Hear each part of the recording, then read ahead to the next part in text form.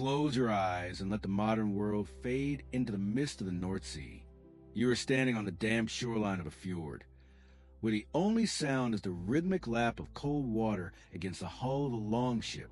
In the village ahead, the forge is cooling and the hearth fires are being lit. Tonight, we don't just study the Vikings, we live among them, observing the quiet strength of their work, the weight of their wars, and the deep, hard-earned peace of their rest.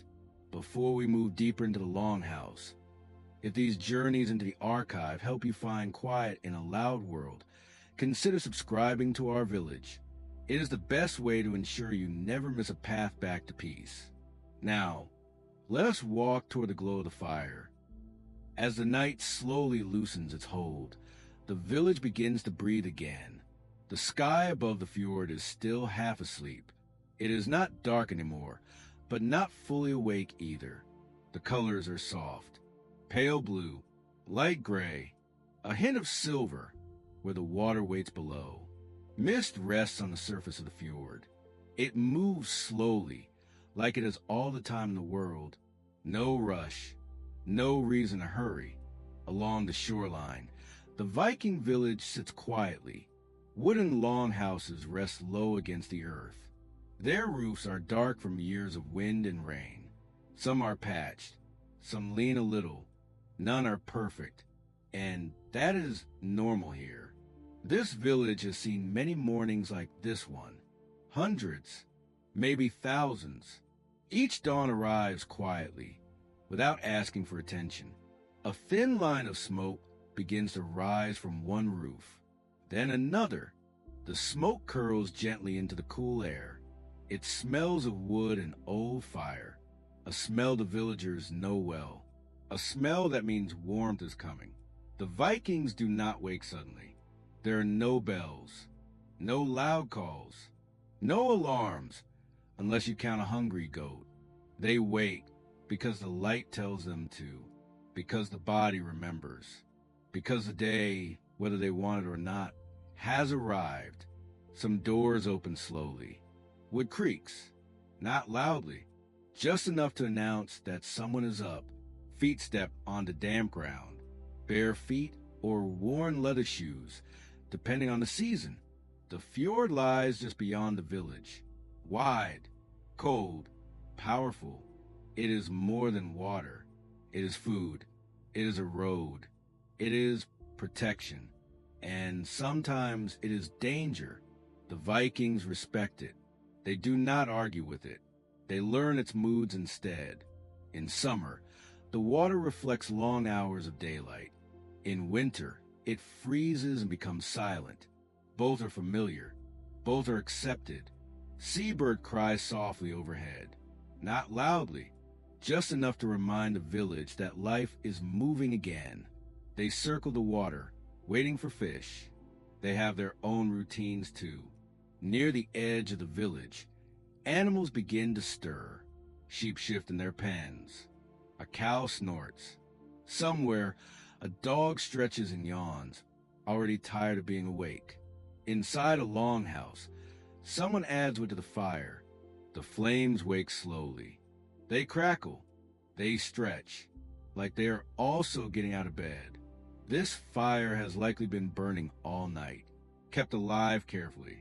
Fire is not something you waste here, or lose. Starting a new one takes effort, and effort is saved when possible. The warmth spreads across the packed earth floor. It reaches sleeping shapes wrapped in wool. Someone stirs. Someone else rolls over and decides to stay asleep just a little longer. That decision will not last. Morning always wins. The Vikings live by the sun, not by choice, by necessity. When daylight is long, they work longer. When it is short, they rest more. Nature decides. People follow. Children begin to wake next. They do not jump up excitedly. They stretch. They blink. They listen to the sounds of the village coming back to life. They already know what the day will bring. Chores, helping, watching adults work, learning without being taught. Outside, the mist slowly lifts from the fjord. The water becomes clearer. The line between sky and sea sharpens. Boats rest along the shore, pulled high enough to stay safe. Their wooden sides are scratched and worn. Each mark tells a small story. A trip taken, a storm survived, a heavy catch brought home. No one rushes to the boats this morning. Today is not a travel day. It is a village day, a work day, a normal day, and normal days are the most important ones. The Vikings are often remembered for raids and battles, but mornings like this are what filled most of their lives. Quiet beginnings, simple movements, familiar paths. A woman steps outside and breathes in the cold air. She pulls her cloak tighter, not because it is dramatic, but because it is cold, and that is reason enough. She looks across the village. She checks the sky. She already knows what needs to be done today. The land has been telling her for weeks. Nearby, a man lifts a bucket and heads toward the water. His steps are slow, careful. The ground is still damp from the night. They do not speak much yet. Mornings are for movement, not words. The village does not wake all at once. It wakes in layers. One sound, then another, a door, a voice, a laugh that quickly quiets down again. The fjord watches it all, unmoved, unimpressed. It has seen this before. As the sun climbs higher, the mist fades almost completely. The day is now fully here. There is no stopping it. Tools will be lifted. Animals will be fed. Work will begin. But for now, this moment belongs to calm, to soft light, to the steady rhythm of another day starting, just like the one before it. And in this Viking village, that is enough. To understand how the Vikings lived, we first need to see how their world was quietly arranged. The Viking village did not grow by accident. It may look simple at first glance, but every part had a reason. Nothing fancy, nothing extra. The village usually sat close to water, a fjord, a river, or a calm stretch of coast. Water was life here. It meant food. It meant travel. And sometimes a quick way to leave if things went badly. The longhouses were placed first. They were the heart of the village. Long and low, built from wood, turf, and stone. Their shape helped keep warmth inside during cold months. They faced the wind carefully, because the wind always had opinions. These homes were not crowded together tightly, but they were close enough that no one felt alone. You could hear your neighbors, sometimes smell their cooking, sometimes their animals too. That was part of village life. Near the longhouses were small storage buildings. These held grain, dried fish, tools, and supplies. They were not impressive buildings, but they were important, very important. A full storage shed meant comfort. An empty one meant worry. Animal pens were nearby, but not too close. Cows, sheep, goats, and pigs needed space. They were valuable. They provided milk, meat, wool, leather, and warmth. They were treated with care, but not sentimentality. Animals were part of daily life. They made noise. They made messes. They sometimes escaped. No Viking was surprised by this. Beyond the homes and pens were the fields. Small fields, hard-won fields. The land in the north was not generous. It had to be convinced. Over and over again, fields were placed where sunlight lasted the longest, where soil was just good enough. Stones were cleared by hand, sometimes placed into small walls. Nothing was wasted. Further out stood the forests, dark, quiet, useful. What came from here. So did berries, mushrooms, and game. The forest was respected and watched carefully. People did not wander into it without reason. The forest could provide, but it could also take. The shoreline was always kept clear. Boats rested there, pulled up on wooden rollers or logs, ready to move when needed. Boats were treated with respect. They were not toys. They were lifelines. If danger came, the sea offered escape. If trade arrived, the sea delivered it. If food was scarce, the sea might still provide fish. The village also thought about defense.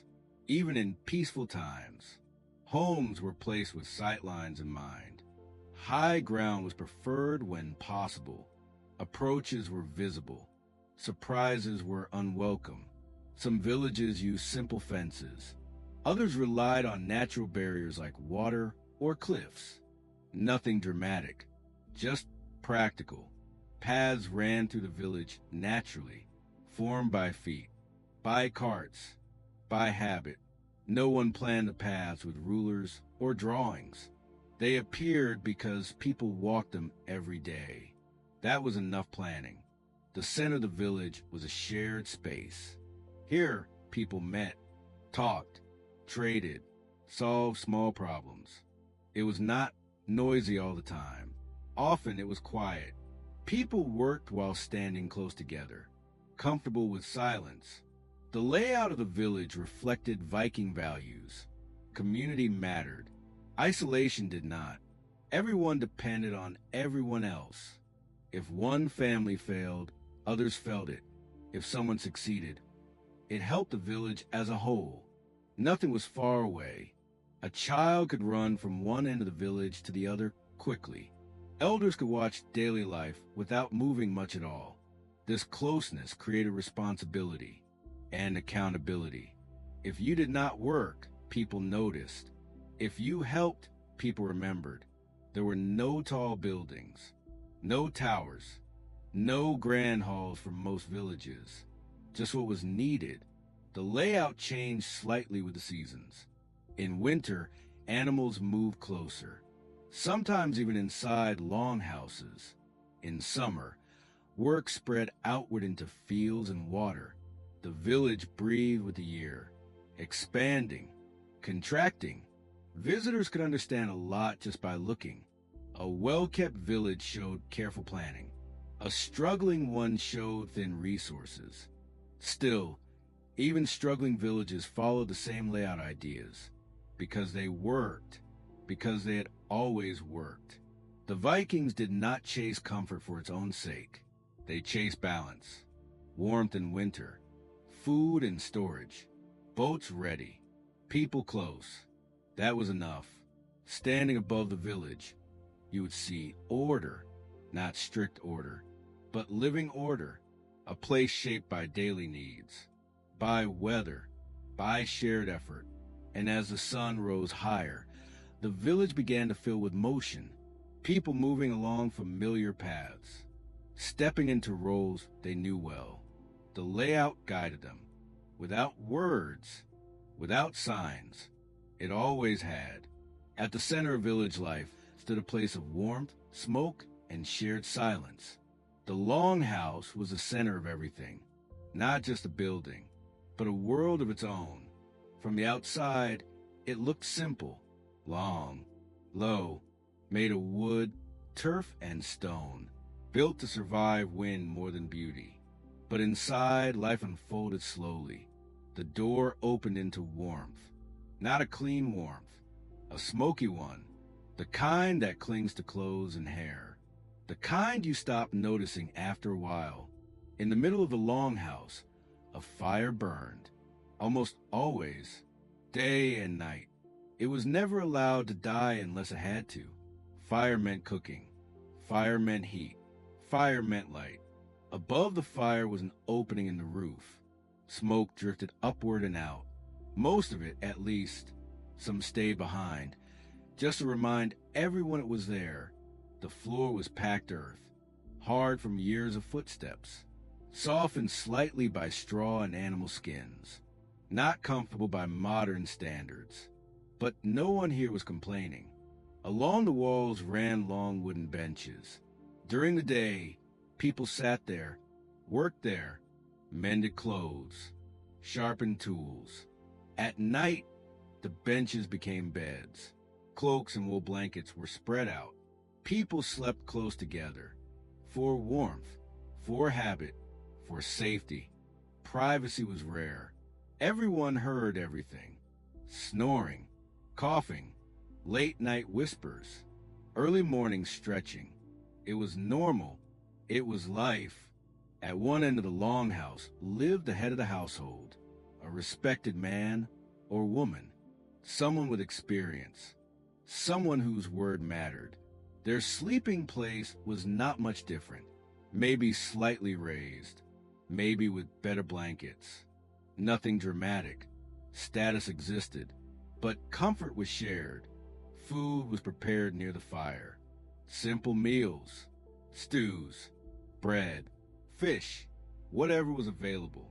Cooking tools hung nearby, blackened from use, passed down through generations.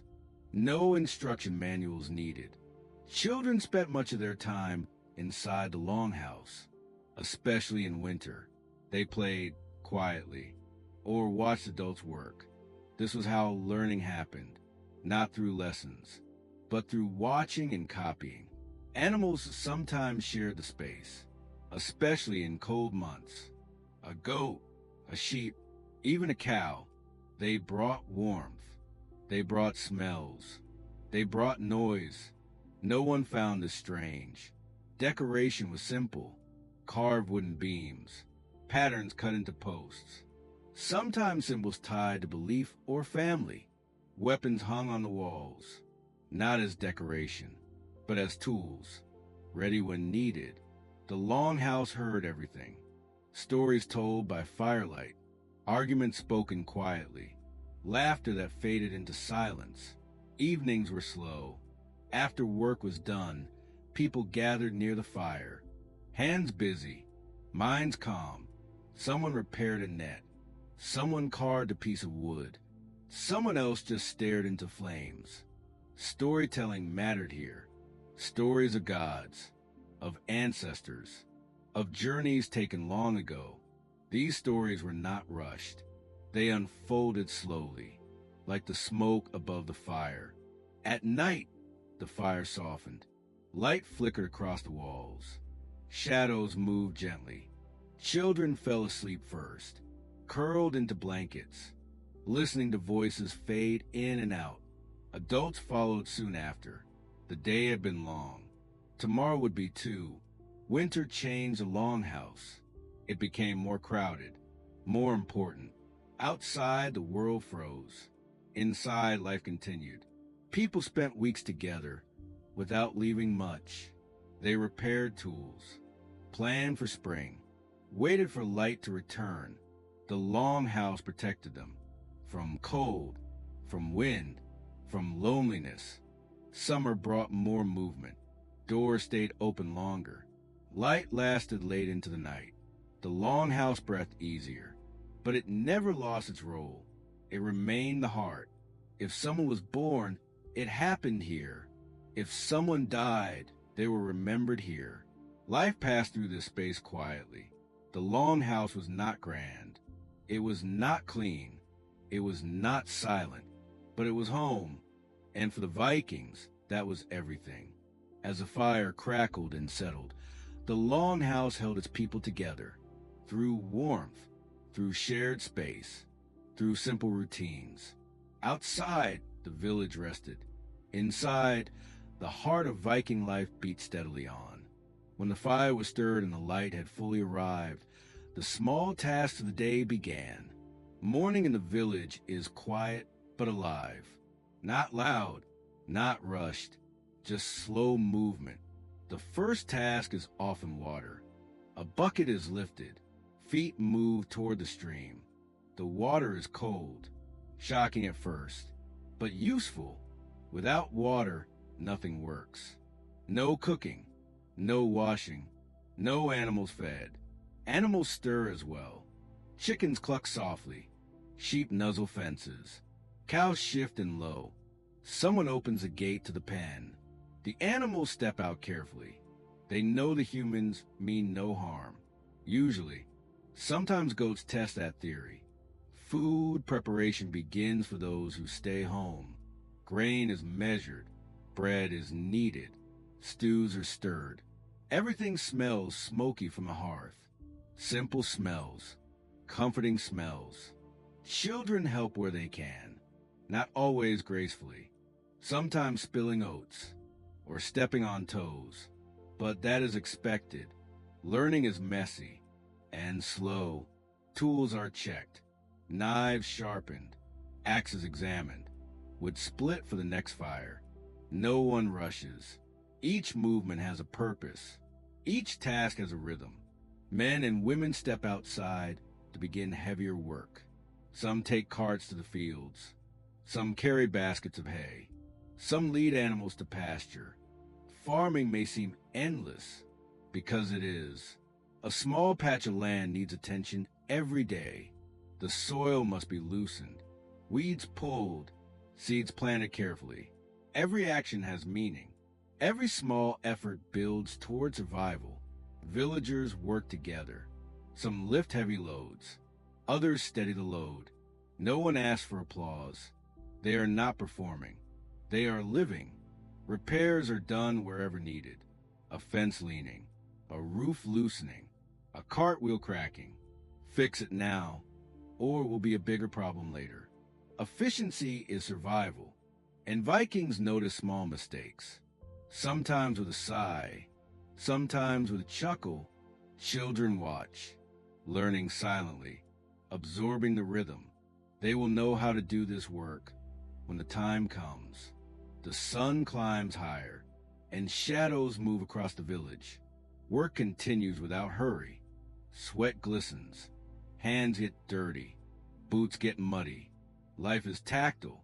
Sometimes a task is repeated, repairing a net, fetching water, feeding animals. Repetition is normal.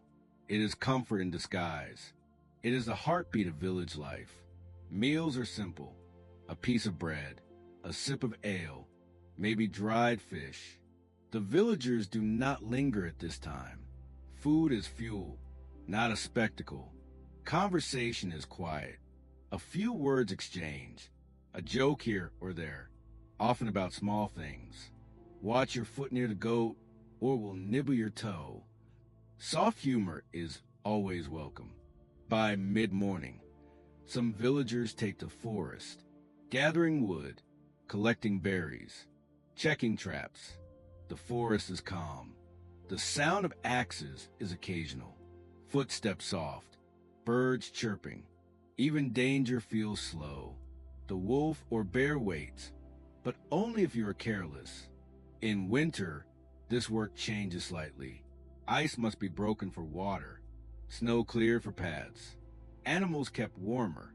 Chores may seem longer, but still follow the same rhythm. The day stretches. Tasks flow naturally. There is no rush, no panic, just a steady movement through the essentials of life. Sometimes a traveler arrives, or a message from another village. Even then, the daily work continues. Interruptions are small, nothing dramatic. The village adapts calmly.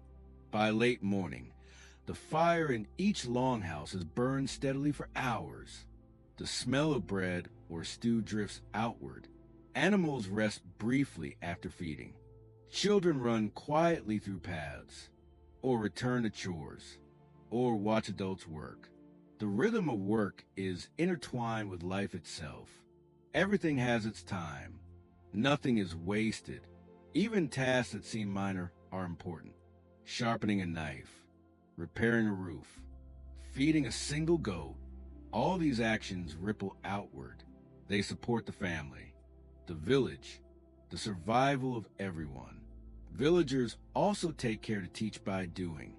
A small smile here, a gentle correction there, hands guiding hands, steps repeated, lessons absorbed slowly.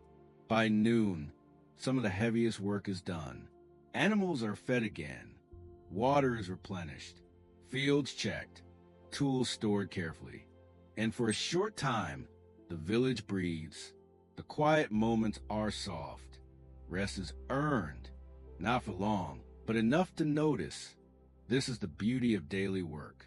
It is calm, it is steady, it is unglamorous, but it is life.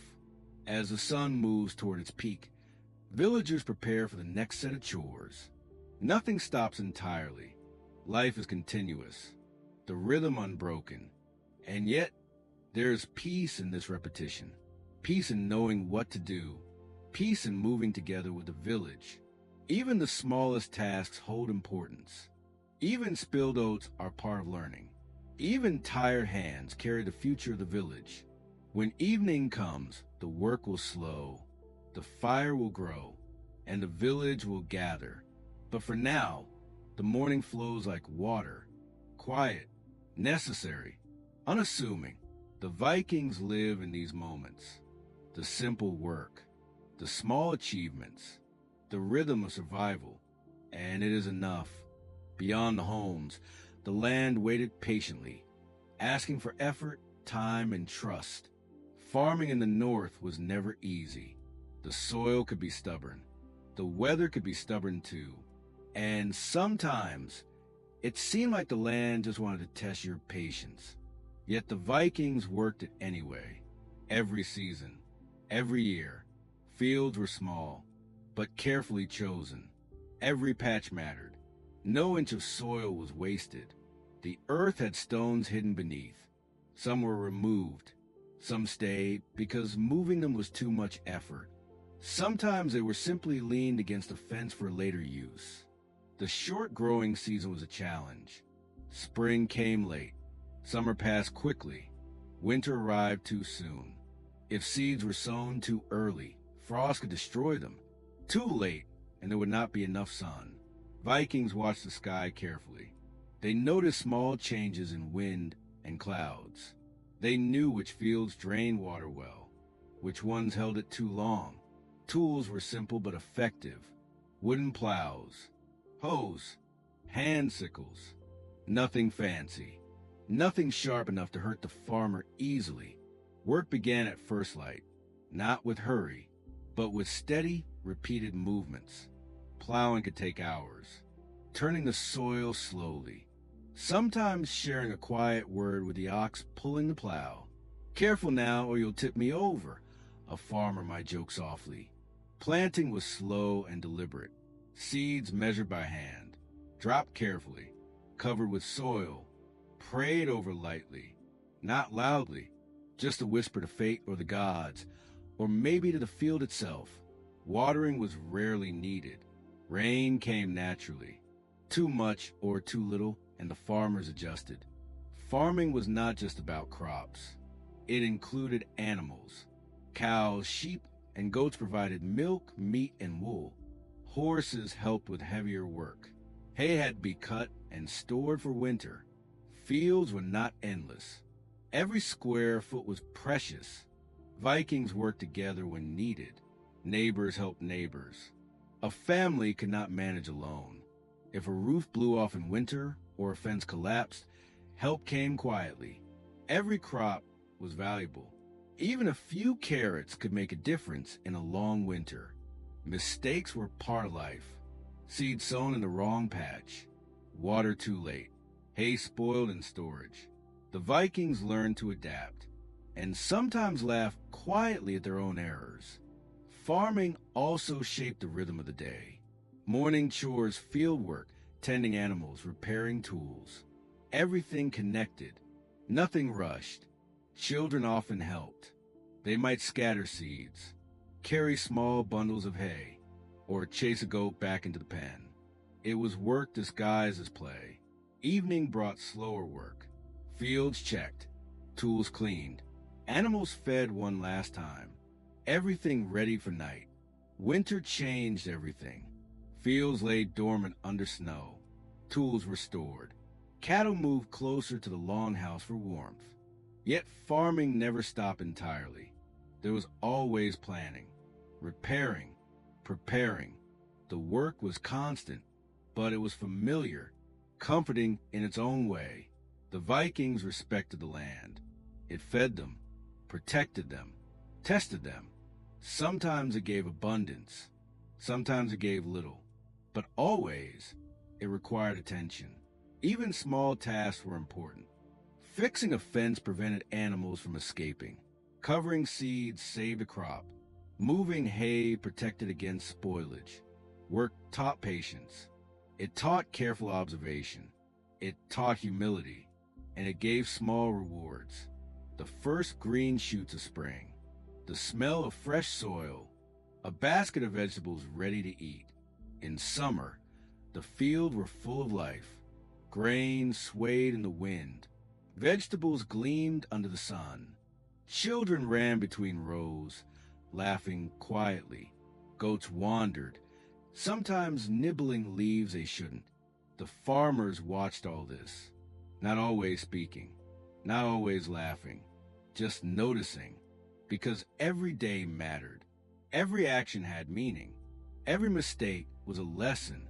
Harvest was a reward for months of work. It was slow and methodical. Grain collected, vegetables stored, hay stacked carefully. Even then, the work was not finished. Food had to last through winter. Planning for next year began immediately. Farming in the North demanded respect. It demanded effort. It demanded patience. But it also gave quiet satisfaction. A day's work completed, a fence repaired, a field ready, a small meal saved. The Vikings' lives depended on it, and they understood that nothing else in the village mattered more. At night, when work paused, the fields rested too. The earth cooled, the animals slept, the fire inside the longhouse burned steadily. The village breathed as one, people and land working together quietly. This was survival, not thrilling, not grand, but life. And for the Vikings, it was enough. While the fields rested, steady hands shaped the tools that held the village together. Not everyone in the village worked in the fields. Some worked with their hands in other ways, and their work was just as important. These were the craftsmen, people who could fix, or shape almost anything, and they did it with patience. No hurry, no shouting, just quiet focus. The blacksmith worked near the edge of the village. His forge was small, hot, smoke curling gently into the air. He struck metal slowly. Sometimes a loud clang escaped, but it was rare. Mostly it was a steady rhythm. Metal bent, tools sharpened, horseshoes hammered. A misplaced strike could ruin the work, or a finger, but careful hands and careful eyes prevented both. Nearby, the woodworker shaped planks, beams, and handles, which smelled fresh and earthy. Planes and knives made soft scraping sounds. Shavings fell to the ground in neat curls. What became bowls, chairs, sleds, or even small parts of a boat. Nothing rushed, nothing wasted. Weavers sat closer to the longhouse. Their hands moved silently. Thread pulled over thread. Patterns formed slowly. Blankets, cloaks, clothes for winter. Children sometimes watched. They asked small questions, sometimes too many. The weaver smiled quietly. "Patience," she said softly, "and a little wool never hurts." Other crafts included carving from bone or antler, delicate shapes, simple tools, quiet concentration. Even the smallest piece mattered. Every craft had value. Sometimes it was traded, sometimes kept for the family. Trade was slow. A hammer might go one village over. A beautifully carved comb might travel even further. But that was normal. The world was slower then. Villagers respected skill. Not all hands could make what craftsmen made, and that knowledge was earned, not given. Learning took years. Apprenticeships started young, watching, copying, failing, and trying again. The mistakes were quiet, the corrections gentle. Even the simplest tools could be important. A broken knife slowed work. A dull axe made chores longer. A bent plow delayed planting. So every crafted item carried weight. Not heavy weight, but responsibility. Sometimes humor found its way into work. A wood chip fell on someone's shoulder. A goat might nibble on a cloak being repaired. A small laugh escaped. Then work resumed. The blacksmith sometimes muttered to himself, mostly complaints about stubborn metal, and perhaps a little gossip about who didn't feed their animals properly. Weaving could be equally dramatic. Thread tangled. Patterns went wrong. A sigh was the loudest complaint. Yet all this work connected the village. Each crafted item touched daily life. A pot to cook stew, a cart for carrying hay, a tool to repair the fence. Without craftsmen, life would be much harder. Animals would struggle without proper harnesses. Food would spoil without containers. Winter would be colder without good blankets. Even simple repairs were vital. Fixing a door hinge prevented drafts. Sharpening a knife made cooking faster. Polishing what kept it from rotting. Craftsmen also passed stories through their work. Patterns in wood, marks in metal, tiny carvings that told a family's history. Their work was quiet storytelling, a visual history, a daily record of the village and its people. The pace never changed. Even when visitors arrived, the blacksmith still worked. The weaver still wove. The village still moved slowly with life. Children learned respect through observation, not lessons, just watching steady hands do steady work. They learned the rhythm of life, one movement at a time. Sometimes, a small mistake brought a gentle laugh. A mismeasured board, a bent nail, a lopsided bowl. These errors were not punished. They were corrected, and the work continued. The rhythm of crafting matched the rhythm of the village. Slow, deliberate, necessary. Evening brought soft endings. Tools were cleaned. Metal cooled. Thread was put away. Shavings swept up. The craftsmen rested, but only briefly. Tomorrow would need their hands again. And yet, there was quiet satisfaction. A knife ready, a plow repaired, a basket woven. Small achievements mattered here. They made life possible. They made it easier. They made it warmer. Outside, the village continued its own rhythm. Fields rested. Animals moved quietly. Smoke rose from longhouses. Inside, craftsmen continued to shape the small, essential things. Their work was humble, but the village depended on it. In the Viking world, life was not grand. It was practical, it was necessary, and it was meaningful. By the time night arrived, the craftsmen paused, hands tired, eyes rested, tools cleaned. The village grew quiet around them, and when sleep came, tomorrow's work waited patiently, ready to begin again. Life in the village moved in these quiet cycles. Fields, animals, longhouses, and craftsmen, all parts connected, all parts important, and that was enough. Much of the village's strength lived quietly within the walls of the home. Viking women were busy, but not in a way that made them rushed. Their work was steady, necessary, respected. Inside the longhouse, women managed much of daily life. They prepared meals, cleaned the home, tended to children, organized storage. Sometimes it looked like a lot. It was, but they did it without drama. Quietly, almost like it was second nature. Cooking was more than feeding the family. It included preserving food for winter, drying fish, smoking meat, storing vegetables. Bread was baked over fire, often in small, round shapes. Sometimes the shapes were a little funny. Maybe a triangle instead of a circle. Children would giggle. Women would smile softly and shake their heads. Clothes were woven, repaired, and maintained. Patterns could be simple or intricate. Wool was dyed with natural colors. Each piece told a story. Sometimes even the mistakes told a story. Women also managed animals.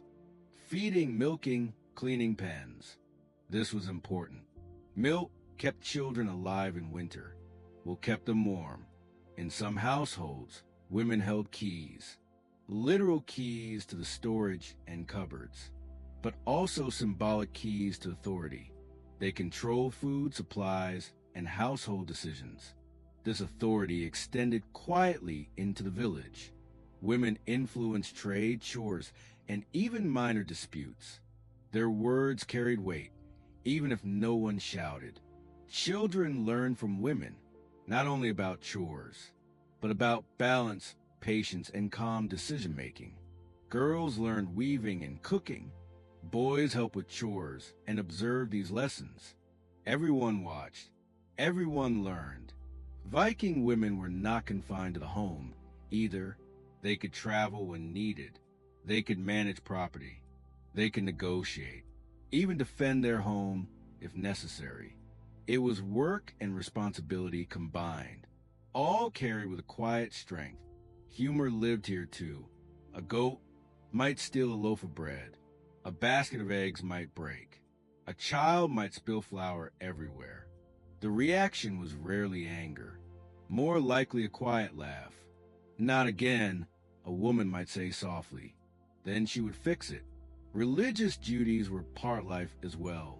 Women led small rituals at home, honoring ancestors or gods, lighting candles or offering small gifts to the spirits. Festivals were important too.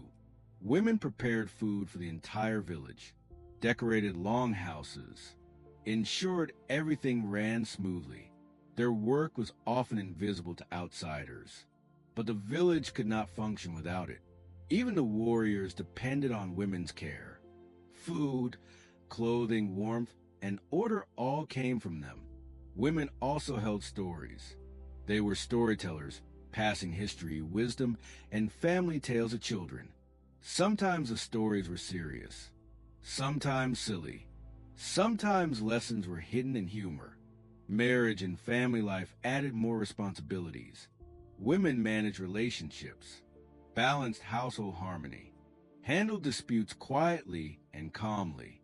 Despite all this, women found moments of rest, a soft chair near the fire, a quick chat with a neighbor, a quiet laugh at a child's mischief. Their authority was subtle. It was earned through skill, patience, and consistency. The village respected it, not through loud words, but by observing results. Viking women were sometimes the backbone of the village. Their decisions influenced survival, food stores, animal care, children's education, even the mood of the longhouse. In winter, when days were short and longhouses crowded, women's roles became even more visible. They organized indoor work, made clothing, managed fires, kept everyone fed and warm. Men sometimes joked quietly about women's endless tasks, but mostly it was admiration disguised as humor, a nod to how much women actually did. Even small actions mattered. A repaired shoe could prevent frostbite. A fixed basket could save stored food. A well-tended child would grow healthy. In short, women's work was practical and vital, not glamorous, not loud, but essential. Their influence extended beyond daily chores. They shaped the rhythm of the village, determined what got done, ensured life ran smoothly. At night, after the fire was settled, women often took quiet moments, checking supplies, planning for the next day, sometimes mending alone, sometimes watching children sleep. These were moments of calm authority, a gentle power that kept the village together. And when morning returned, the cycle began again. Chores, cooking, animal care, storytelling, quietly, steadily, patiently. This was Viking life, seen through the hands of women. Slow, necessary, powerful. Not flashy, but respected. Not loud, but unforgettable. Even today, imagining these women gives a sense of calm strength. The village survived, thrived, and moved with quiet rhythm because of them. And the fire in the longhouse continued to burn, fueled by their care and work. From an early age, children learned life not through lessons, but through watching. Viking children were busy, but not in the way adults were. Their work was learning, watching, Playing, they ran through the village paths, chased each other softly, sometimes tripped in the mud, always laughed quietly. Laughter was welcome, never loud enough to wake anyone. Children helped with chores, too, carrying water, fetching small bundles of firewood, helping feed animals. Mistakes happened, buckets spilled, eggs broke, a goat might escape.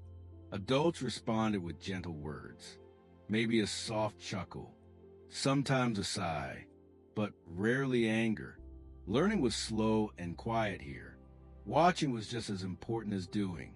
Children observed how adults worked, how they cooked, how they repaired tools, how they moved in rhythm with the village. Through observation, they learned patience, timing, care, the value of doing things right the first time, or at least trying. Some lessons were about tools. A small hand might try to push a cart or hold a plow. At first, it was awkward, heavy. Sometimes it fell over, but slowly the child adjusted, balanced, learned the rhythm. The task became second nature. Other lessons were social. Children watched how neighbors interacted, how disputes were settled quietly, how stories were told, how laughter and calm could guide the day. Play often doubled as practice. A game of chase taught speed. A mock fight taught caution.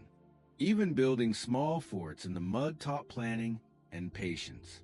Learning was integrated into life. Not formal, not rushed, not enforced. Children also learned by repetition, filling buckets, stacking firewood, sweeping the longhouse. These small, steady actions taught responsibility. Even the smallest task mattered. Even the smallest failure was a lesson. In summer, children ran barefoot through fields, touched the soft grass, watched animals graze. Sometimes a goat nibbled on their cloak.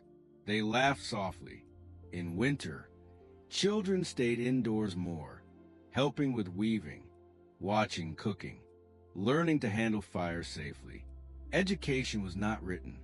It was done by seeing and doing, by participating quietly in the rhythms of village life. Vikings valued strength and skill. Children were prepared slowly, not all at once, not with pressure. Games were often part of the training. A simple stick might become a pretend sword. A pile of leaves could be a fort.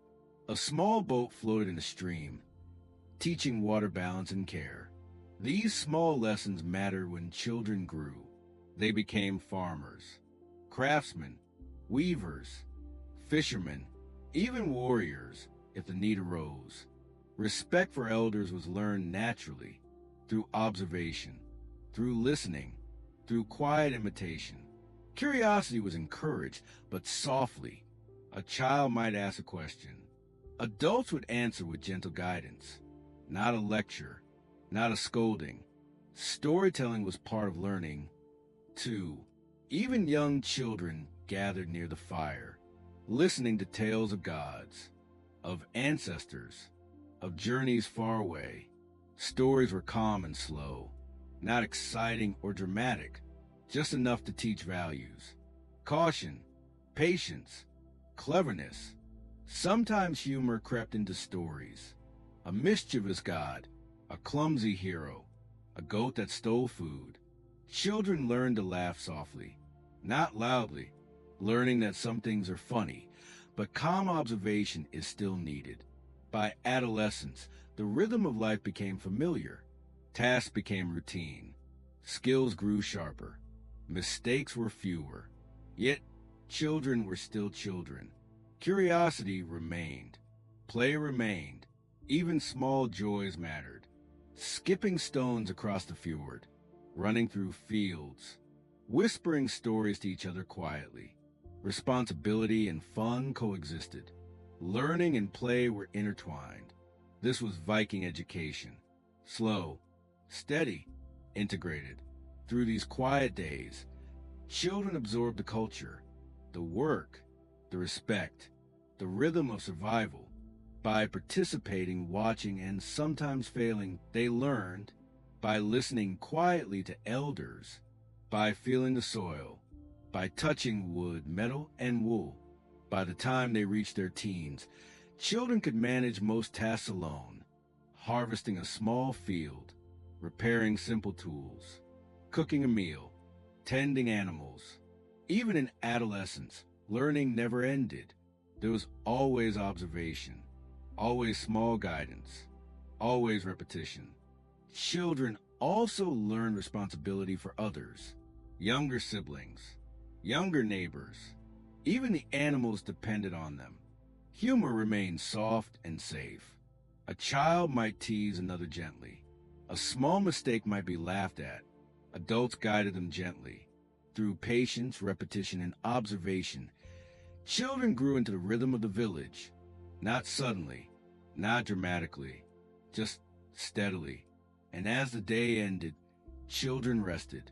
They might sit near the fire, listen to quiet storytelling, watch adults work on small chores, and slowly, gently, they learned what it meant to live in a Viking village, to be part of its calm, steady life. Even the smallest lessons mattered. Even the quietest day had importance, because every child carried the village forward. Every child would one day feed it, protect it, or guide it. And for now, they played softly. They watched carefully. They learned. Life in a Viking village moved slowly, quietly, and steadily. And children grew with it, one gentle day at a time. In the heart of the longhouse, the smell of food reminded everyone that life was steady and warm. Food was central in the Viking village, not in a noisy, dramatic way, but in a quiet, essential way. Every meal had purpose, every dish had meaning, and every cook knew it. Breakfast often began slowly. Grain porridge warmed over fire, sometimes bread baked the night before, sometimes a bit of dried fish. Meals were fuel, not a show, but comforting all the same. Bread was simple, made from barley, rye, or oats, kneaded carefully, baked in small clay or stone ovens. Sometimes shapes were round, sometimes a triangle crept in by accident. Children quietly laughed at the funny shapes. The cook smiled softly and shook her head. Meat was important, cured, smoked, or fresh from animals. Salt was scarce, so preservation was careful. Fish was common. Saltwater and river catches both valued. Cooking happened near the fire. Smoke drifted upward. Light flickered across faces. Children watched quietly, learning the rhythm. Stews were common. Vegetables, meat, and sometimes grains. Boiled slowly, stirred carefully. Sometimes a leaf or herb added for flavor. Even small additions mattered. A handful of herbs could lift a stew. A pinch of salt could change everything. Meals were also social. Families gathered near benches. Not noisy gatherings. Quiet conversation. Soft laughter. Humor lived in small ways. A spilled spoon. A dropped carrot. A goat sneaking a bit of bread. Yet meals were efficient. Everyone ate enough. No one lingered for long. Food was energy for the day's work. Preservation was crucial. Winter could last long. Fresh food was stored carefully. Fish smoked or dried. Grain kept dry and safe. Vegetables stored in pits or cellars. Cooking tools were simple but effective. Clay pots, wooden spoons, metal knives, even small tools mattered. A broken pot could ruin a stew. A dull knife slowed preparation. Vikings learned to appreciate what they had. Nothing wasted. Even scraps fed animals. Special meals happened too. Celebrations, festivals, successful harvests. These meals were richer. More meat, fresh bread, maybe a sweet treat made from honey or berries. Meals reflected the season. Spring brought fresh greens. Summer, fruits and vegetables. Autumn, preserved foods. Winter, stored grains and cured meats. Drinking was simple, water from streams. Sometimes ale or mead, weak and nourishing, not for getting drunk, for flavor, for warmth. Children drank weak ale too, or milk from cows or goats, always enough to grow strong. Meal preparation involved everyone. Adults prepared, children fetched or stirred. Everyone learned. Everyone contributed. Cooking was slow. Fires were tended. Stews checked. Bread watched. There was a rhythm, a steady pace that matched the village. Even cleaning was part of meals. Dishes washed. Utensils repaired. Work done carefully, quietly. Sharing food was also a lesson. Guests received what was available. No extravagance. No waste. Meals brought calm. A pause in daily work. A time to notice warmth. A time to enjoy steady life. Even humor was present. A child might try to steal a piece of bread. A goat might nibble a loaf. Soft laughter followed. But mostly, the village focused on practicality. Food kept them alive, kept them warm, kept the rhythm steady. The smell of cooking filled the longhouse. Smoke, bread, herbs, and meat combined. A reminder that life continued. Day after day, even in winter, food provided comfort. Warm porridge, hot stew, the small pleasures of taste and warmth. Meal times connected the village. Everyone had a place. Everyone had a role. Everyone shared in quiet satisfaction. Preparation, cooking, and eating were slow, not hurried, not dramatic. Even small achievements mattered. Bread baked properly, stew thick and well, milk fresh and nourishing. These small successes made life sustainable, made the village strong, made the longhouse a home. And as the day ended, fires were left smoldering, dishes cleaned and stored, food saved for later. The village rested. The longhouse glowed softly with firelight, and everyone knew that tomorrow the rhythm would begin again. Meals were quiet, necessary, comforting, and enough. Because in the Viking village, life flowed slowly and steadily, and food, like work, was part of that calm rhythm. Even in a quiet village, the world beyond mattered, and the Vikings had ways to reach it slowly and carefully. Life in a Viking village was mostly local. Most work stayed inside the village, but trade connected them to the wider world. Goods moved slowly, ideas moved quietly, and all this happened without hurry or noise. Villagers traded items they had in abundance: grain, fish, and wool, crafted tools, clothing, and baskets. And in return, they gained things they lacked: salt, iron, or rare materials from far away. Even small luxuries like honey or spices. Trade could happen nearby, between villages along the coast or river, or it could travel far, by boat or cart. Vikings learned early the value of exchange.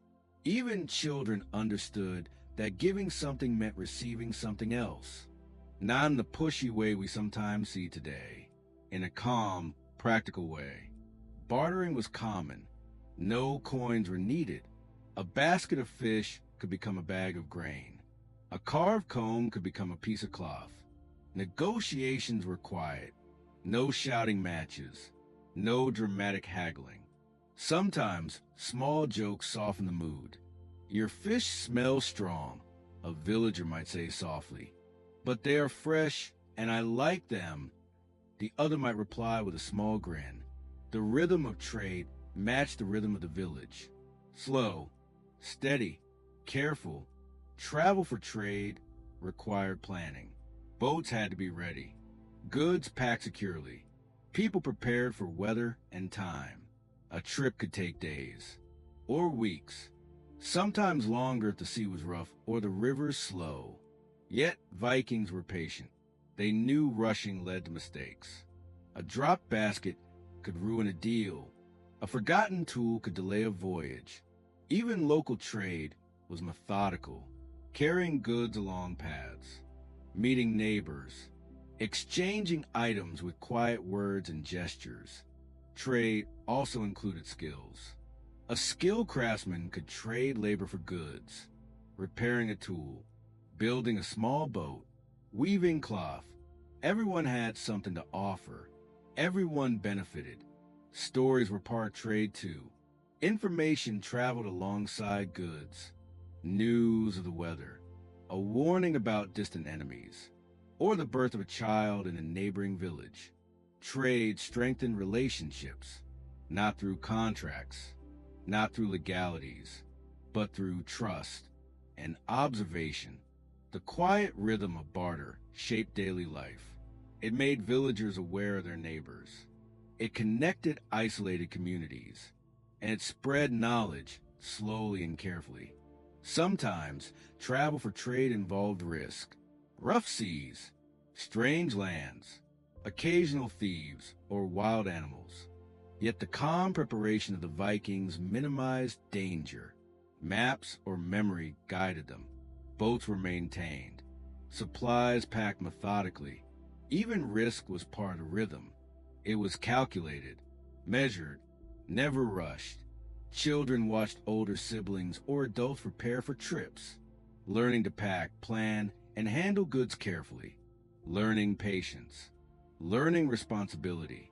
Trade also taught flexibility. Sometimes a deal did not go as planned.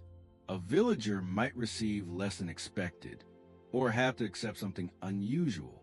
Still, patience and humor smooth the process. A smile, a soft joke, a quiet acknowledgement that life was never perfect. Trading trips were also moments of observation, not just about goods, but people, weather, and distant villages. Knowledge spread quietly. Back home, trade enriched life. Tools, clothes, spices, or other small luxuries. Even small things mattered. A sturdy knife, a basket in good shape, a cloth soft enough for winter. Trade brought variety, not extravagance, but usefulness. And it reminded the villagers that the world was larger than their longhouse or field, that life extended beyond the paths they walked every day. When goods returned, they were stored carefully, tools repaired if needed, food preserved, clothing sorted. The rhythm returned to normal, fields tended, animals fed, children playing, craftsmen working. Yet the quiet sense of connection remained. The village knew it was part of something bigger. Without shouting, without rush, even humor accompanied trade. A sailor might complain softly about the smell of fish. A villager might remark on a basket too heavy to carry. Small laughter followed. Trade reinforced patience. Trade reinforced careful observation. Trade reinforced rhythm. And that rhythm shaped daily life. Life flowed steadily, calmly, in the village. Work, meals, children, craft, and trade moved together. Even the smallest trades mattered. They kept the village functioning, connected, steady. And when night fell, villagers stored goods, tools cleaned, food preserved, and the longhouse glowed softly with a fire that welcomed all back home. Life in the Viking village was slow, quiet, and deliberate, and trade, like every small action, kept the rhythm steady. Even in quiet villages, the need for protection never slept, and tools and weapons stood ready like silent guardians. Life in a Viking village was mostly calm. Most days were slow. Work, meals, children, craft, trade. Yet the world beyond the village could be unpredictable. Storms, enemies, wild animals. So preparation was steady, not dramatic, not hurried, just part of the rhythm of life. Tools were everywhere. Axes, knives, hammers, plows. Every tool had a purpose, and every tool was maintained carefully. Knives were sharpened, axes checked for cracks, hammers polished and stored. Even small tools mattered. A dull knife slowed cooking. A cracked handle delayed work in the fields. Every task depended on steady tools. Weapons were treated similarly. Swords, spears, shields, not for showing off, but for protection. Training with weapons happened slowly. Practice was calm. Repeated movements. Soft footwork. Quiet strikes. Children sometimes joined with wooden swords. Safe play that taught rhythm. Coordination. Patience. Adults practiced too. Quietly and methodically. Striking slowly. Shield blocking carefully. The forge was busy with weapon repairs. Blades sharpened. Wooden shafts straightened. Leather bindings tied securely. Even small mistakes could matter. A loose binding. A poorly sharpened edge. Careful hands prevented problems. Preparation also included strategy. Not loud discussions. Not shouting commands. Maps drawn on small wooden boards. Paths planned for defense or travel. Neighbors coordinated quietly. Observation was key. Watching the horizon. Listening for signs of trouble. Not panic, just awareness. Vikings valued readiness. It was part of life, not an obsession, not constant anxiety. Even humor existed here. A shield might be too heavy, a spear too long, a laugh escaped quietly. Weapons also reflected skill. Carved handles, well-balanced blades. Even small details mattered. Craftsmen ensured everything was in working order. Repairing swords, sharpening axes, fixing shield rims. All of this became part of daily life, integrated quietly with farming, cooking, weaving, and trade. Children absorbed this naturally, watching adults handle weapons calmly, learning that readiness was important, but panic was useless. Animals sometimes shared this preparation. Horses trained for hauling or carrying armor. Dogs alert for unusual sounds. Even small tasks mattered. Checking a latch, sharpening a knife, tying a strap. All combined, these actions kept the village safe, not in dramatic ways, but in steady, patient ways. War was not constant. Raids and conflicts were rare, but preparation never stopped. And when outsiders arrived, traders, travelers, or threats, the village remained ready. Calmly, methodically, confident in its tools and skills. Even storage mattered. Weapons kept dry, axes kept sharp, tools organized. The longhouse often became a temporary armory. Shields leaned against walls. Swords hung carefully, spears stacked neatly. Yet life continued around this preparation. Meals still cooked, children still played. Craftsmen still worked. Even laughter continued, soft and safe. A joke about a sword too heavy for a small boy. A smile at a clumsy strike. Training was slow, patient, and deliberate. Not flashy, not dangerous for fun. All actions were purposeful. All movements meaningful. The rhythm of the village included preparation for the unexpected. Steady, deliberate, calm. Every day reinforcing readiness.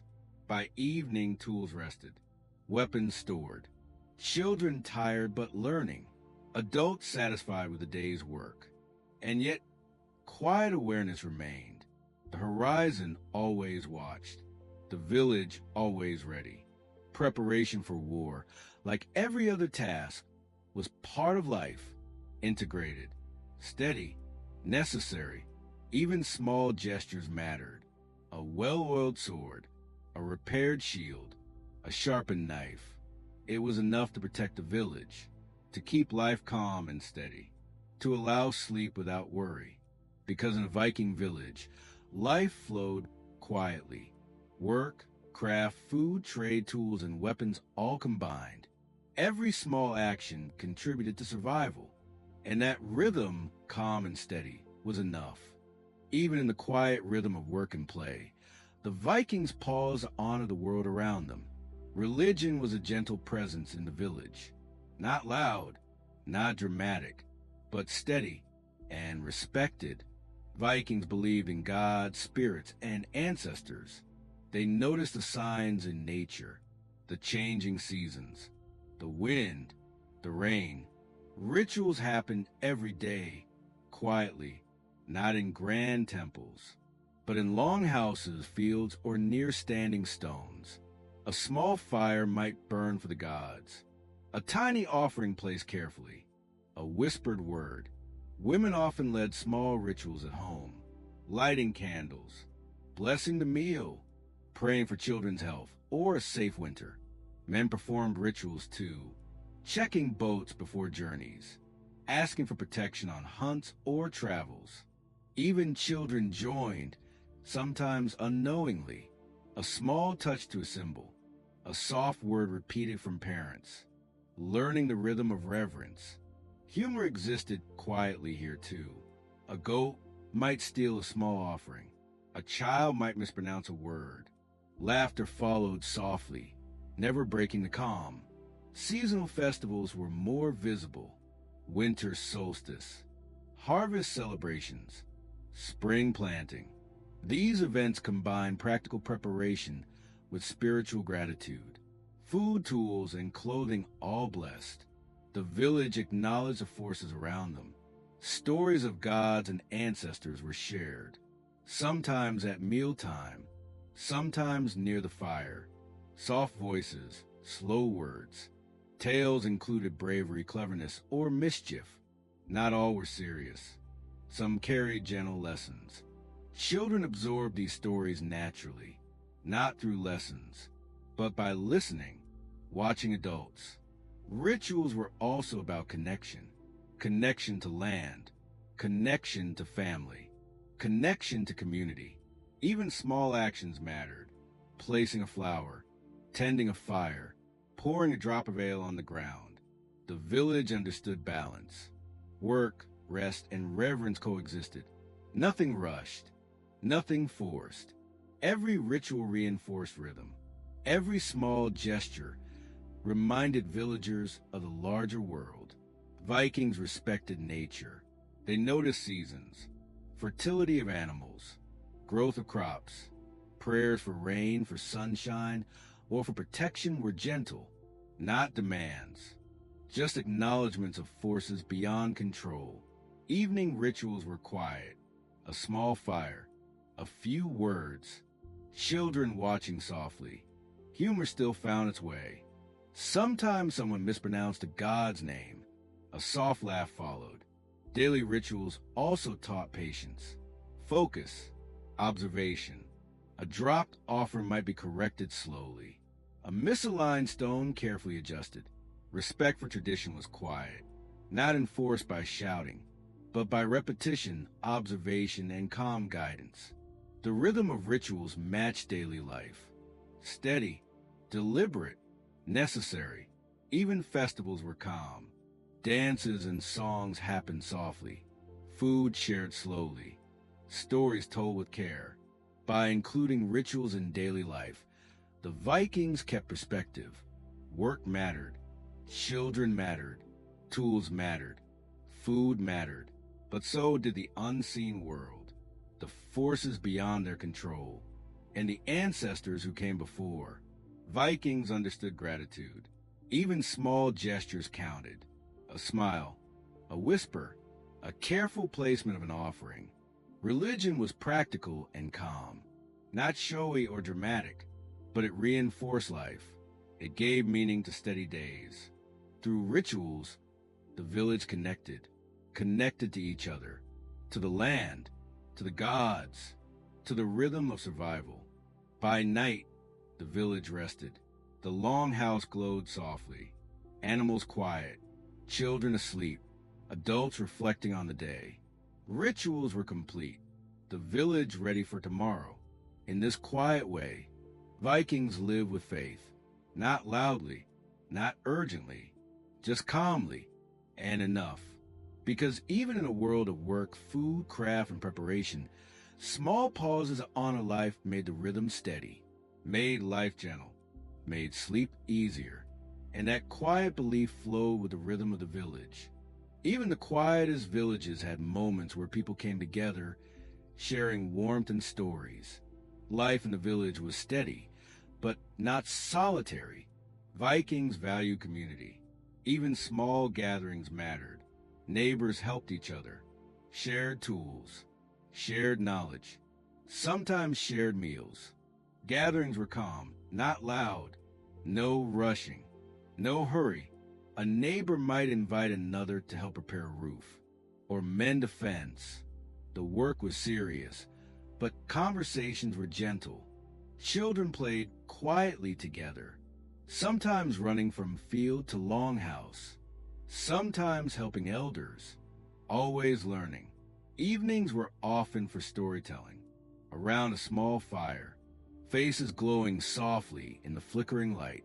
Stories included legends of gods, tales of ancestors, or adventures far away, some serious, some funny, some full of clever mischief.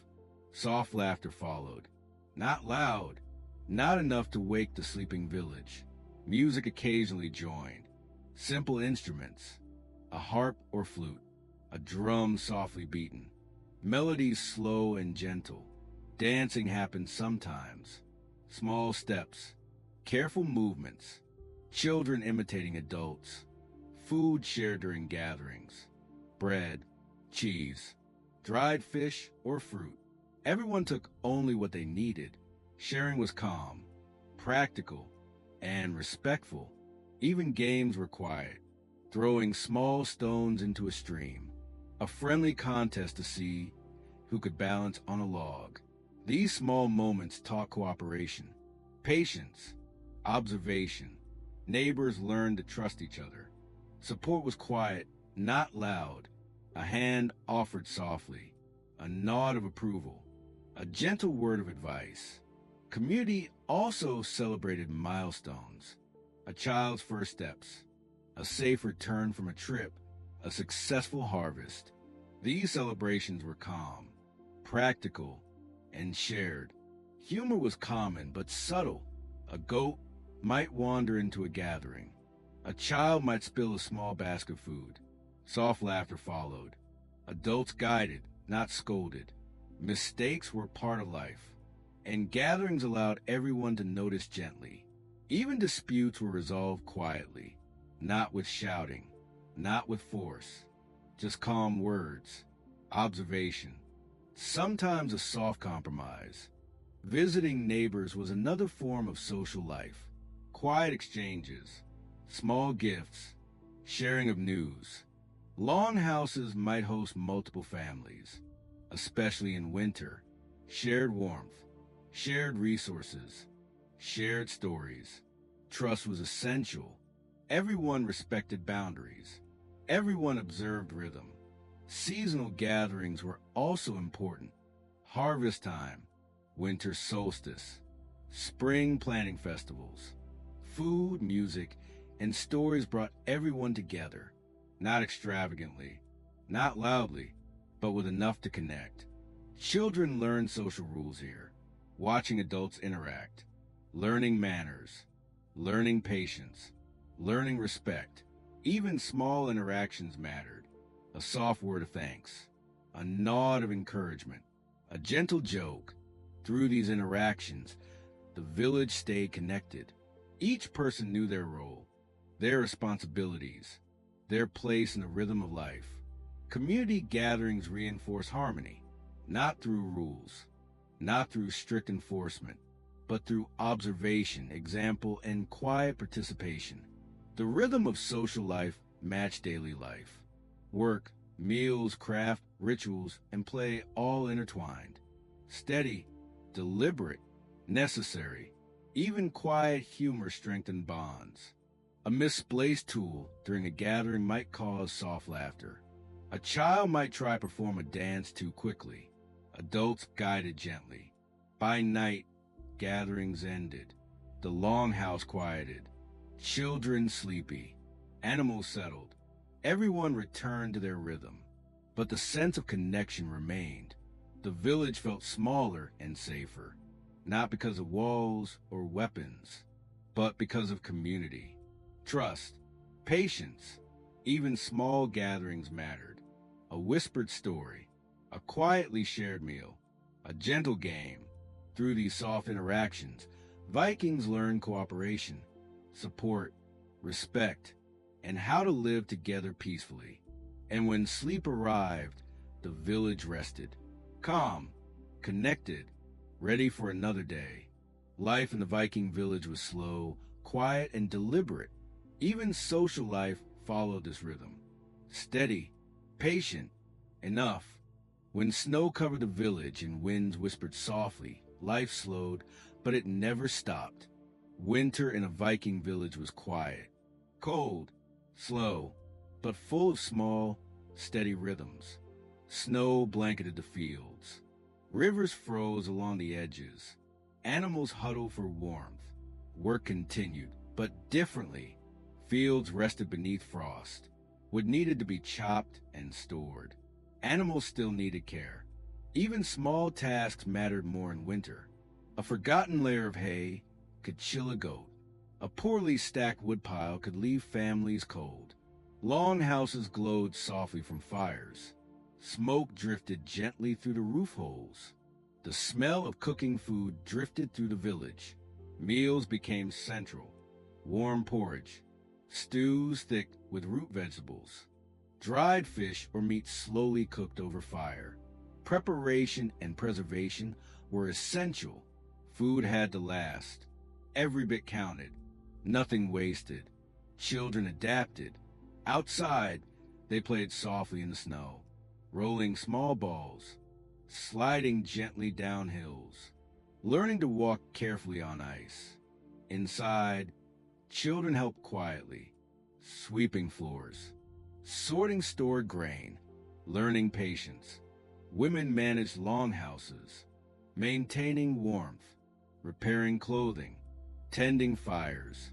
Men checked tools and weapons, ensuring readiness, repairing sleds for snow travel. Even small humor existed. A child tripped softly in the snow. A goat sneaked inside. A small laugh followed, but never loudly. Winter brought challenges beyond the cold. Food could spoil if not stored properly. Fires could die if neglected. Illness moved quietly but could affect many. Yet the village adapted. Preparation was slow and methodical, not rushed, not frantic. Every action was deliberate. Wood chopped, food checked, animals fed. Social gatherings slowed but did not stop.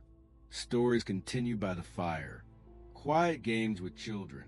Soft music on simple instruments. Even festivals adjusted. Winter solstice celebrations were calm. Candles lit. Stories shared. Songs sung softly. Humor found its way into daily life. A spilled pot of stew.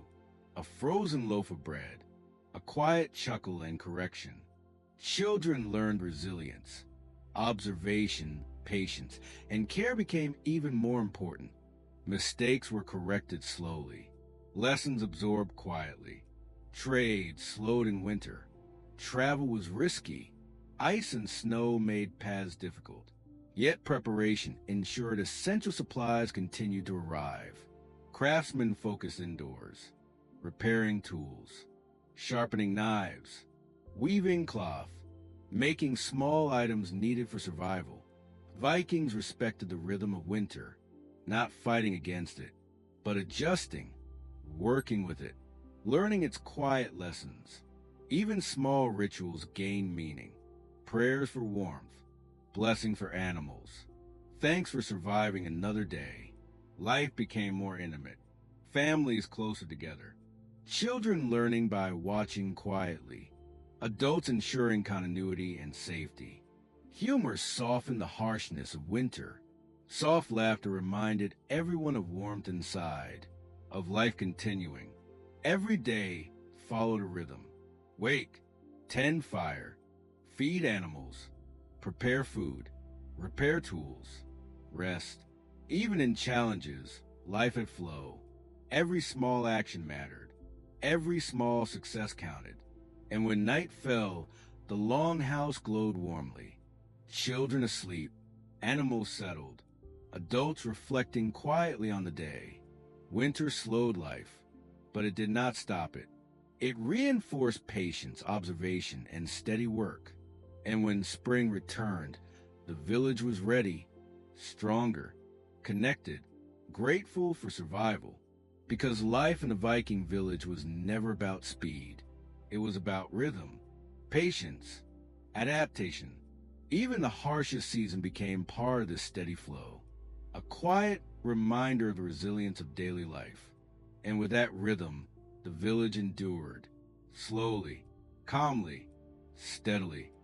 In the quiet of the longhouse, after a day of work, laughter, and learning, life slowed for reflection and rest. Life in the Viking village was a steady rhythm. Work, meals, craft, children, rituals, trade, and preparation all moved together. Day after day, season after season, every person had a role. Every action mattered. Even the smallest task contributed to survival. Work began at sunrise, soft light creeping over fields and rooftops. Men tended fields, animals, and tools. Women prepared meals, mended clothes, and cared for the young. Children learned through play and observation. Laughter softened the labor. A drop basket, a tripping goat, a mischievous child. Soft smiles and gentle chuckles followed. Meals punctuated the day. Porridge in the morning, stews and bread at midday. Preserved food in winter. Eating was slow, deliberate, enough for nourishment. Not rushed, not extravagant. Craft and trade filled time between meals. Tools maintained. Clothing repaired. Goods bartered. The village connected to neighbors and distant communities. Quietly, patiently. Even preparation for war was part of daily life. Weapons sharpened. Shields repaired. Children learned skills slowly through observation and safe practice. Religious rituals punctuated the rhythm.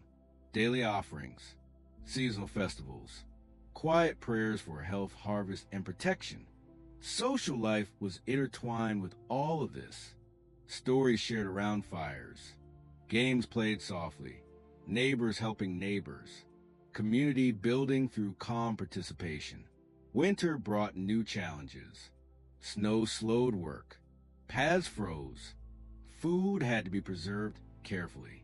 But even then, rhythm continued. Tasks adjusted. Life adapted. The village respected balance. Work, play, rituals, and rest all flowed together. Nothing rushed. Nothing forced. Even humor was gentle. A goat inside the longhouse. A spilled pot of stew.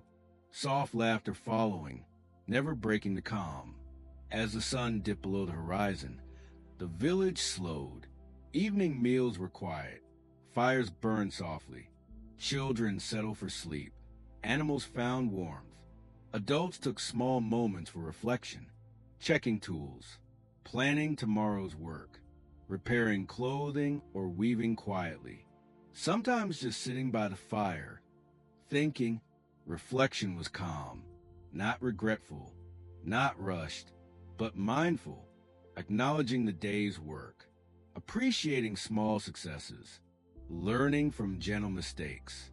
Life followed a cycle: work, rest, observation, learning, community. Even humor had its place in this cycle. A child's giggle, a small mishap, a soft joke from an elder. Moments reminding everyone of warmth and life.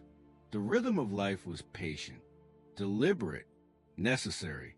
Vikings understood that survival depended on consistency, on daily care, on attention to small details, on steady, gentle effort. Even sleep was part of the cycle, softly resting after a day's work. Longhouses quiet except for the soft crackle of fire. Children breathing gently. Adults relaxed yet aware. The village rested, but the rhythm never stopped. It flowed gently into the next day, the next season, the next year, through work, Meals, rituals, play, trade, and preparation, the villagers found balance. Life was slow, steady, enough. Even challenges, storms, winter, or distant threats, were met with calm. Preparedness, observation, and community allowed life to continue. And when spring returned, the cycle began again. Fields plowed, seeds planted, animals tended, tools sharpened, stories told. Even the smallest moments mattered. The repair of a roof, a loaf of bread baked perfectly, a small story told quietly to children. Through these steady actions, the village survived and thrived, not through speed, not through noise, but through patience, rhythm, and quiet care. And as night fell once more, the longhouse glowed softly. Fires burned gently. Everyone rested. The rhythm of the Viking village carried on. This calm cycle, work, rest, reflection, defined life. Slow, deliberate, patient, enough to survive, enough to thrive, enough to dream gently as sleep arrived. Because in the end, life in a Viking village was not about excitement or chaos. It was about steady rhythm, quiet laughter, soft learning, and the gentle flow of daily life. And with that, the village slept, peaceful, connected, prepared for tomorrow. Even the quietest village held dreams of faraway places, where rivers led to oceans and horizons whispered of adventure. Vikings were villagers, but also travelers. Some left home quietly for nearby villages. Some journeyed far, across seas and rivers. Preparation for travel was slow and careful. Boats checked, supplies packed, tools ready. Journeys were never rushed. Patience mattered. Every wave, every wind, every path considered. Children watched from the shore, wishing quietly to join one day. Learning from the rhythm of preparation, travel brought connections, goods exchanged, stories shared, knowledge gathered. Paths were sometimes dangerous, rough waters, strange lands, wild animals. Yet Vikings traveled with steady rhythm, no hasty movements, no panic. Trade accompanied journeys. Bartered goods moved slowly but purposefully. Small humor existed. A goat on a boat, a fish forgotten in a crate. Journeys also taught observation, weather noted, currents studied, landmarks remembered. Even small mistakes taught lessons. A misread tide, a slow row against the wind. Children learned about patience and responsibility, watching elders manage challenges calmly. When journeys ended, travelers returned quietly, stories shared softly, goods exchanged carefully, lessons absorbed by all. Journeys reinforced the rhythm of village life. Slow, steady, deliberate. Even exploration was part of daily learning, not for thrill, not for drama, but for survival, connection, and understanding. By evening, longhouses glowed with warmth. Travelers rested, animals settled. The village embraced calm continuity, and the horizon, though distant, remained a gentle invitation, a reminder that life continued beyond familiar paths. Slowly, patiently, enough. As fires burned softly and the village rested, the quiet rhythm of life revealed its most important lessons. Life in a Viking village was simple but steady. Work, play, craft, trade, meals, and rituals combined into a rhythm. Every task mattered. Every small gesture contributed to survival. Every day built on the last.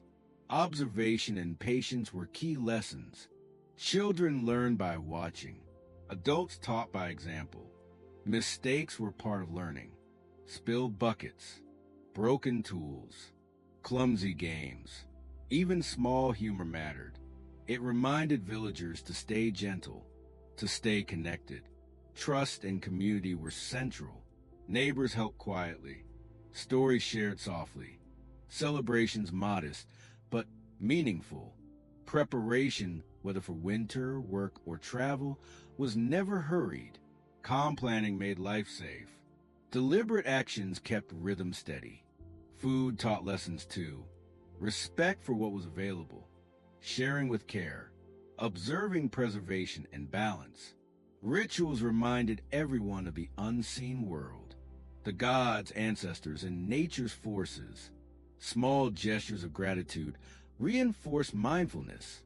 Children absorbed all of this naturally, watching adults carefully, playing quietly, learning patience, observation, and care. Life cycles, work, rest, reflection taught resilience. Even in winter, challenges were met calmly. Every small action mattered. Humor, play, and stories made life gentle. They balanced work and preparation. They softened hardships. Journeys and trade connected the village to the wider world. New knowledge arrived slowly. Goods exchanged carefully. Lessons extended beyond the village borders. By observing, learning, and participating, villagers carried culture forward. Skills, knowledge, and stories passed down quietly, from one generation to the next. And as night fell, longhouses glowed softly. Children slept, animals settled, adults reflected. Life in the Viking village was slow, deliberate, and patient. Work, rest, learning, and community flowed together. Enough to survive, enough to thrive, enough to sleep gently at night. The quiet rhythm, the gentle lessons, and the steady flow of life reminded everyone that small actions mattered, that patience, observation, and care were the foundations of survival. And so the village rested, steady, connected, prepared for the new day, because the heart of a Viking village beat softly, steadily, and gently, and in that rhythm life endured.